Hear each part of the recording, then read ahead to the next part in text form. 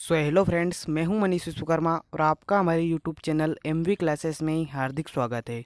आज हम आपके लिए अध्याय 3 किरचॉफ का प्रथम नियम एवं किरचॉफ का द्वितीय नियम लेकर आए हैं, जो कि आपकी बोर्ड परीक्षा के लिए बहुत ही इम्पोर्टेंट है। अध्याय 3 में यह दोनों प्रश्न आपकी बोर्ड परीक्षा के लिए बहुत ही इम्पोर्टेंट है। और आज की इस वीडियो में हम जो है किरचॉफ का प्रथम नियम एवं किरचॉफ का द्वितीय नियम दोनों को कंप्लीट कर लेंगे। सो वीडियो को लास्ट तक देखते रहिए। और इस वीडियो में आपको किरचॉफ का संपूर्ण नियम आपको इस प्रकार समझाया जाएगा कि आपको इस वीडियो के बाद किसी अन्य वीडियो को देखने की आवश्यकता नहीं पड़ेगी। तो चलिए हम सर्वप्रथम किरचॉफ का प्रथम नियम के बारे में जानते हैं कि किरचॉफ का प्रथम नियम होता क्या है, किरचॉफ का प्रथम नियम का उपयोग क्या है।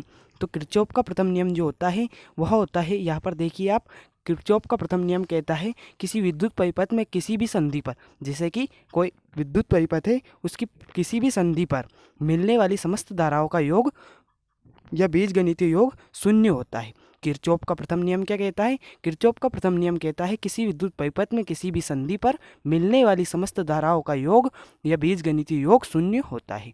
किरचॉफ का प्रथम नियम यह कहता है कि परिपथ में जो कोई भी संधि होती है, जैसे कि यहाँ पर हम एक यह संधि मान लेते हैं, तो इस संधि पर कोई भी जो है धारा आती है, उन समस्त धाराओं का बीजगणितीय योग शून्य होता है। तो यहाँ पर हम जो धारा जो भी आएगी, जितनी भी धारा आएगी, उन सबका बीजगणितीय योग शून्य होगा। तो हम यहाँ पर 2-3 धारा लाएंगे और उनकी संधि यहाँ पर मिलाएंगे। तो यहाँ पर हम देखिए आप, यहाँ पर जैसे कि ये धाराएं हम बना रहे हैं, ये धारा हो गई आपकी।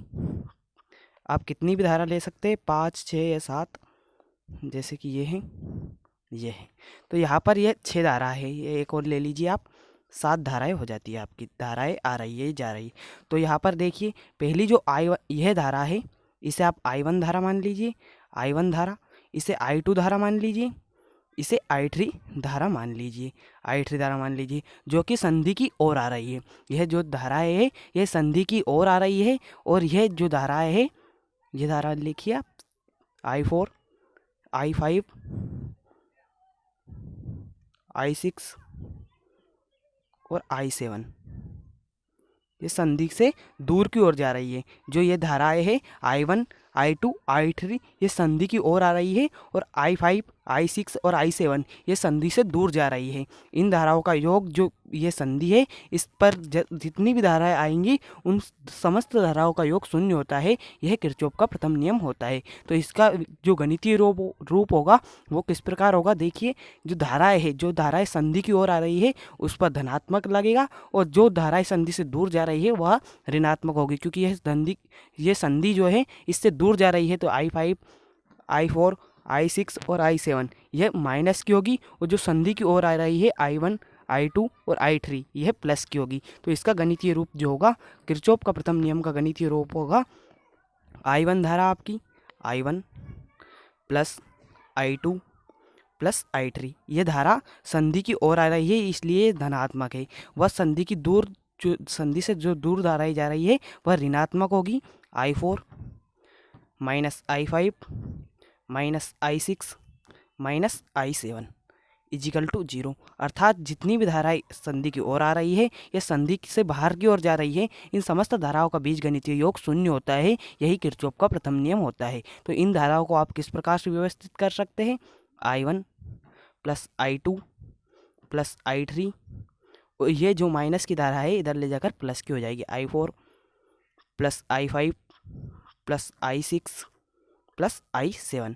और यही आपका किरचॉफ का प्रथम नियम है कि किसी विद्युत परिपथ में किसी भी संधि पर मिलने वाली समस्त धाराओं का योग या बीजगणितीय योग शून्य होता है। यही आपका किरचॉफ का प्रथम नियम है। और आप इस किरचॉफ के प्रथम नियम में इस चित्र को बनाकर समझा सकते हैं या लिख सकते हैं कि धारा I1, धारा I2 तथा धारा I3 यह संधि की ओर आ रही है, और धारा I4, धारा I5, धारा I6 और धारा I7 ये संधि से दूर जा रही है। संधि से और आने वाली धाराओं को हम प्लस चिन्ह लगाते हैं, व संधि से दूर जाने वाली धाराओं को हम माइनस चिन्ह से व्यक्त करते हैं। इसलिए यह जो व्यंजक है आपका है किरचॉफ का प्रथम नियम का व्यंजक हो जाएगा। अब किरचॉफ का द्वितीय नियम का व्यंजक देखिए, इसको किस प्रकार आपको व्यक्त करना है।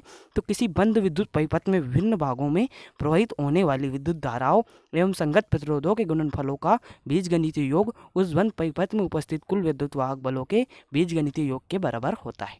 किसी विद्युत परिपथ में विभिन्न भागों में प्रवाहित विद्युत धारा, विद्युत धाराओं नहीं है, विद्युत धारा है।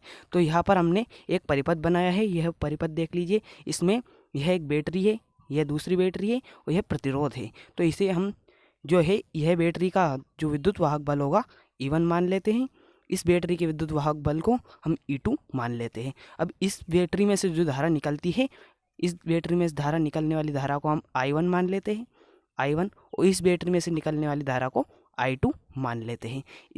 इस बैटरी का विद्युत वाहक बल आपका E1 है और इस बैटरी का विद्युत वाहक बल E2 है, और इस बैटरी से निकलने वाली धारा I1 और इस बैटरी से निकलने वाली धारा को I2 मान लेते हैं। तो यह धारा जो I1 है, यह इस मार्ग से आती हुई यहाँ पर आती है, यह I1 धारा इस मार्ग से आती हुई यहाँ पर आ जाती है, और जो I2 धारा है यह भी इस मार्ग से होती हुई इस बिंदु पर आ जाती है। तो इस बिंदु पर I1 जो धारा है यह भी आ जाती है, और इस बैटरी की जो I2 धारा है यह भी आ जाती है। तो इस तार में आपकी जो धारा प्रवाहित होगी, यह धारा होगी आपकी I1 प्लस I2, क्योंकि यह जो ऊपर की बैटरी की धारा है यह I1 है, और यहाँ की जो बैटरी है इसकी धारा I2 है, और यह दोनों धारा यहाँ पर आकर मिल जाती है। तो इसमें कौन सा धारा प्रवाहित होगी, I1 प्लस I2, क्योंकि इन दोनों बैटरी की जो धारा है यहाँ पर आकर मिल जाती है, और इस पर जो है I1 प्लस I2 धारा प्रवाहित होगी।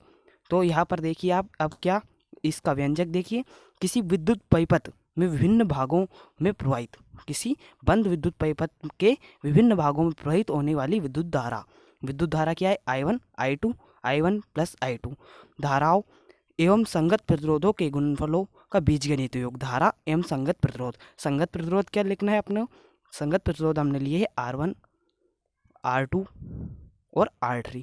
तो यह यहाँ तक का हमने लिख लिया कि किसी बंद विद्युत परिपथ में विभिन्न भागों में प्रवाहित होने वाली धारा I1 I2 I1 plus I2 विद्युत धाराओं एवं संगत प्रतिरोधों R1 R2 और R3 के गुणनफलों का बीजगणितीय योग उस बंद परिपथ में उपस्थित कुल विद्युत वाहक बलों के बीजगणितीय योग के बराबर होता है, E1 और E2।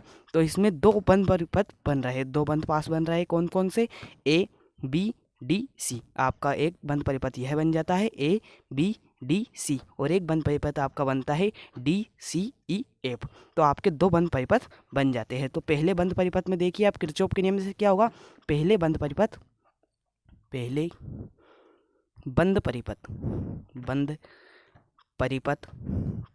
परिपथ में देखिए कौन सा परिपथ है, A B D C। तो A B C D में आप इसे इस प्रकार लिख लीजिए, A B C D में। तो आप किरचॉफ का कथन पर जाइए। किरचॉफ का कथन क्या कहता है, किसी बंद विद्युत परिपथ में विभिन्न भागों में प्रवाहित होने वाली धारा। तो इस परिपथ में जो है धारा क्या है, I1 है, I1 धारा लिख लीजिए, और इसका जो है प्रतिरोध क्या है, R1।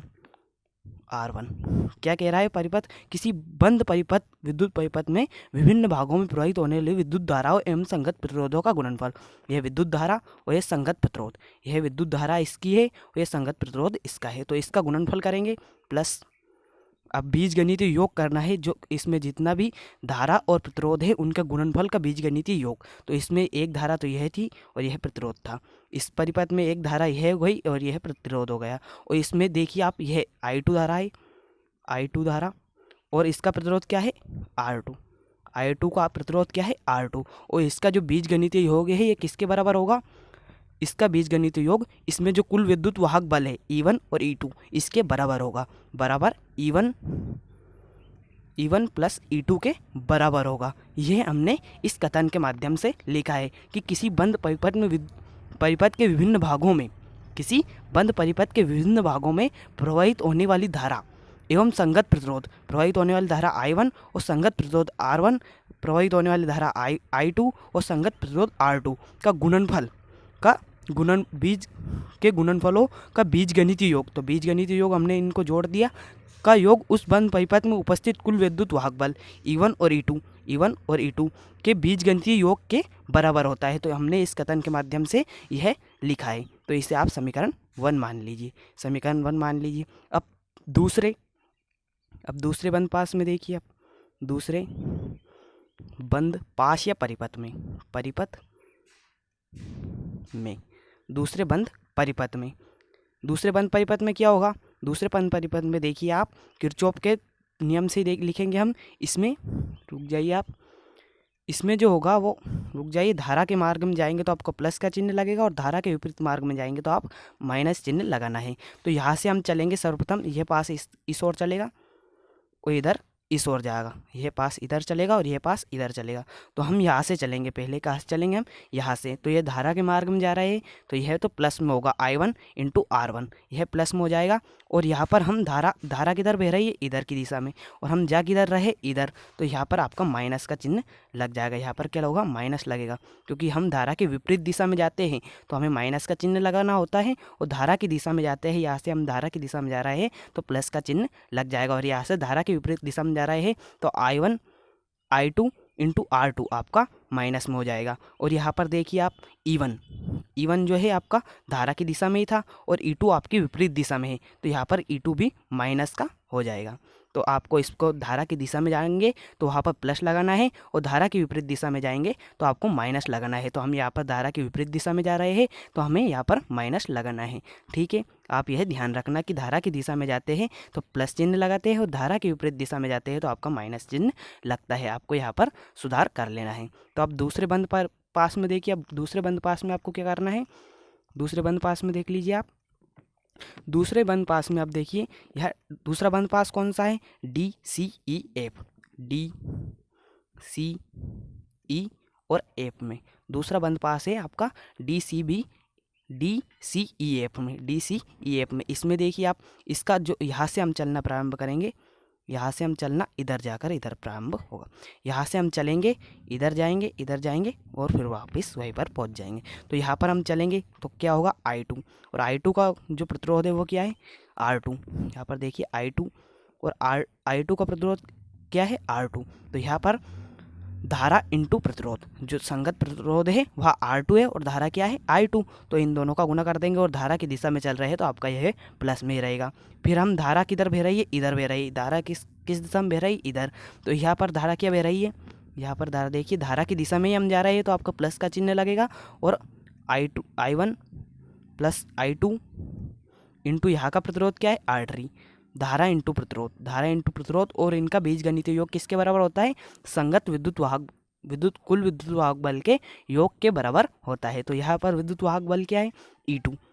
क्या है यहाँ पर? क्या है? संगत विद्युत वाहक बल क्या है? इसमें देखिए, इस परिपथ में क्या है? E2। तो यह जो है इसके बराबर होगा क्या? विद्युत समस्त धाराओं एवं संगत प्रतिरोधों का गुणनफल का बीजगणितीय योग उस परिपथ में उपस्थित कुल विद्युत वाहक बल के बीजगणितीय योग के बराबर होता है। यह आपका किरचॉफ का द्वितीय नियम होता है, और उसी के नियम से हमने यह लिखा है। तो इस प्रकार यह आपका किरचॉफ का द्वितीय नियम के 2 समीकरण प्राप्त हो जाते हैं, और यही आपका किरचॉफ का द्वितीय नियम है। तो हमने किरचॉफ का प्रथम नियम एवं किरचॉफ का द्वितीय नियम इसी वीडियो में समाप्त कर लिया है। तो आप इसका देख लीजिए। हमने सर्वप्रथम किरचॉफ के प्रथम नियम में यह संधि पर आने वाली समस्त धाराओं का योग शून्य होता है, तो संधि की ओर I1 I2 और I3 धारा आ रही है, और संधि से विपरीत दिशा में संधि से दूर जा रही है, वह धारा है I4 I5 I6 और I7। इसके माध्यम से हमने गणितीय रूप लिखा। तो धारा की जो ओर आ रही है, धारा अर्थात संधि की जो ओर धारा आ रही है उसको हमने प्लस में लिखा, और संधि से जो दूर जा रही है उनको हमने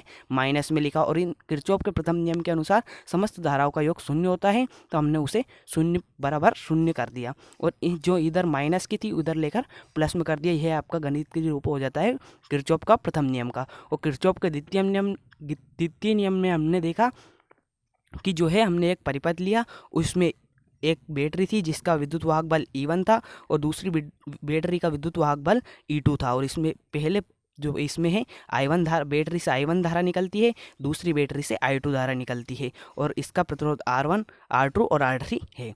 और इसमें जो है धारा, यहाँ पर दोनों धारा आकर मिल जाती है, तो इस तार में जो है I1 प्लस I2 धारा बहती है। इस तार में I1 प्लस I2 धारा बहती है, और इसका प्रतिरोध R3 है। और किरचॉफ के द्वितीय नियम के अनुसार क्या कहता है? किसी बंद विद्युत परिपथ में विभिन्न भागों में प्रवाहित होने वाली विद्युत धाराओं I1 और I2, हमने विद्युत धाराओं एवं संगत प्रतिरोधों के गुणनफल। संगत प्रतिरोध I1 का संगत प्रतिरोध क्या है R1 और I2 का संगत प्रतिरोध क्या है R2 का बीजगणितीय योग उस बंद परिपथ में उपस्थित कुल विद्युत वाहक बल के बीजगणितीय योग के बराबर होता है। तो इस परिपथ में जो था कुल विद्युत वाहक बल क्या था E1 और E2, इसका बीजगणितीय योग कर दिया हमने। तो हम धारा की विपरीत दिशा में जा रहे थे तो E1 को प्लस रखना है और E2 को माइनस में रखना है, क्योंकि यहाँ पर हम धारा की विपरीत दिशा में जा रहे हैं, धारा इस दिशा में बह रही है तो E2 को आपको माइनस में रखना है। इसी प्रकार हमने दूसरे बंद परिपथ में किया। दूसरे बंद परिपथ में हमने इस प्रकार से जाना है, इधर से जाना है, इधर फिर इधर जाना है। हमने ये तीर के निशान लगा दिए हैं किधर से आपको किधर जाना है। तो धारा की दिशा में चलते हैं तो हमको प्लस चिन्ह लगाना है और धारा की विपरीत दिशा में चलते हैं तो आपको माइनस चिन्ह लगाना है। तो यहाँ पर हम धारा की दिशा में चल रहे हैं तो इसका जो है धारा कौन सी प्रभावित हो रही है I2 धारा हमने लिख लिया और प्रतिरोध क्या है R2। तो I2 इंटू R2 प्लस इसमें क्या करना है इसका प्रतिरोध और इसमें प्रवाहित होने वाली धारा। तो इसमें प्रवाहित धारा कौन सी है I1 प्लस I2 और प्रतिरोध क्या है R3। तो इन दोनों का जो बीजगणितीय योग है यह इसमें जो कुल विद्युत वाहक बल है उसके बराबर होगा। तो इसमें इस जो परिपथ है इस बंद परिपथ में विद्युत वाहक बल कितना है E2। तो E2 के बराबर यह जो धारा है और संगत प्रतिरोध का गुणनफल है यह इसका बीजगणित योग E2 के बराबर होगा। और हमने इस प्रकार ये किरचॉफ का प्रथम नियम एवं किरचॉफ का द्वितीय नियम का गणितीय रूप लिखा है। यहाँ पर आपका किरचॉफ का द्वितीय नियम